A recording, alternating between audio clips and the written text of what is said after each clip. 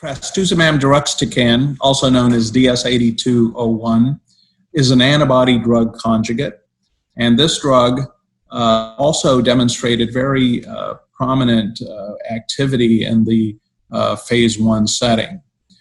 So the randomized trial that is looking at this drug in comparison to trastuzumab and standard chemotherapy is ongoing right now. The results of the phase 2 study were presented at San Antonio last year, and they were very dramatic. So there was no comparator arm. This was for patients who had had at least 2 lines of prior therapy, but the median number of prior therapies was actually 6, so very extensively pretreated group of patients. And this trial showed a response rate of 60%, and the median survival has not even been reached yet.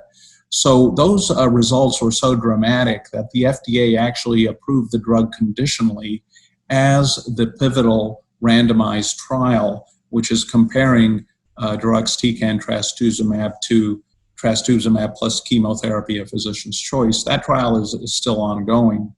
But the phase 2 data really are pretty impressive. Now, the one cautionary bit about this drug is that it can cause interstitial lung disease. About 2% of the patients actually died of this. And I think now that there is awareness of this entity, there will be more monitoring. Hopefully, it will not be as problematic, but that is something that is required, that requires close monitoring with this drug. So again, we look forward to this drug being moved into earlier lines of setting and ultimately into the adjuvant and neoadjuvant setting as well.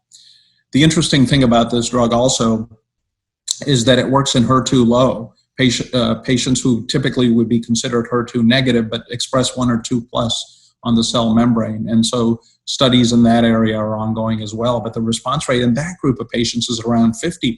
So very, very active drug.